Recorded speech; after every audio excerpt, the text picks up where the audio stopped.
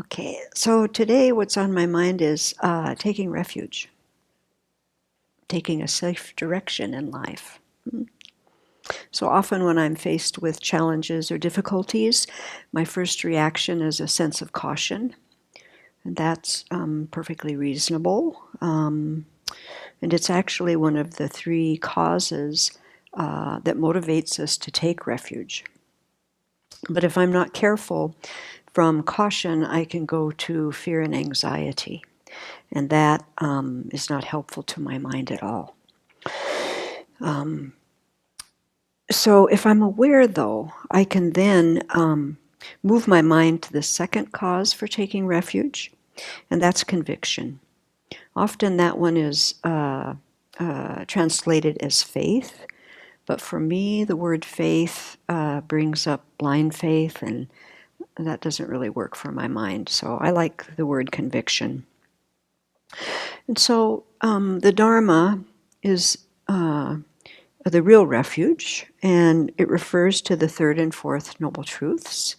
So true cessations of suffering and its causes, and true paths that lead to their cessation. So if I have conviction in the path, if I practice, then I can decrease my suffering, and then after some time, abandon all suffering altogether. And this conviction is very stable.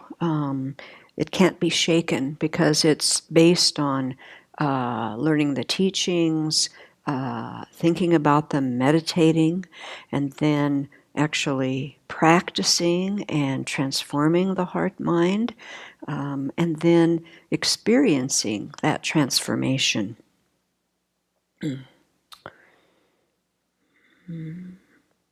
So conviction reminds me to remember that whatever happens, I can keep my mind steady and really not respond with a lot of emotional reactivity. That's what I can control. I can't control what others do, but I can control how I react to what others do. And of course, it's a ongoing practice. I'm certainly not successful in that all the time, but that is certainly what I can always put my mind on and continue to practice. And along with that, of course, I can use logic and reasoning and make some plans about how I'm going to approach a difficult situation. But really, while I'm doing that, I'm holding my refuge in my heart while I'm doing that. And then the third cause for taking refuge is compassion. So this is tapping into all the techniques that help us develop love, compassion, and altruism. And these practices are what connect us to all living beings. So it's an attitude. It's an internal attitude. It's how we approach all situations, especially difficult ones. And if we approach them with compassion, with this attitude in our heart, then that protects us from reacting with either fear or anxiety or anger.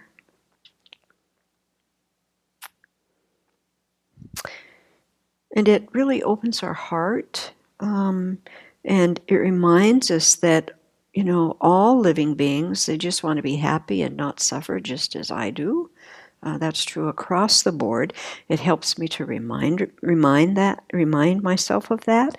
And it also helps me to remind myself that the actions that people do, they think that this is going to make them happen and not cause any suffering. But many living beings don't understand what the actual causes of happiness are and the actual causes of suffering are. And in previous lives, they've been kind to all of us, no matter what their idea of what they're going to do in this life and how that's going to affect me. So it's helpful to remind myself of that. It keeps my mind kind of really resting in this vast worldview, instead of getting just focused on me and what's going to happen to me. So it's very helpful to think in those ways. And then, of course, seeing others as lovable doesn't depend on anything that they do or don't do. We see them as lovable and worthy of love just because they exist. And so practicing these three causes of refuge helps us to keep peace of mind. It helps us to develop a positive outlook on life. And most importantly, I think it really helps us keep a connection to all the holy beings that are around us continually, so that no matter what happens, we can focus our attention on being connected to all the holy beings, which then leads to a peaceful heart, no matter what happens, actually. And so let's really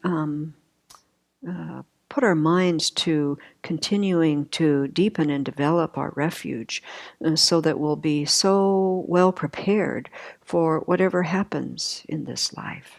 And of course, we do that for the benefit of all beings.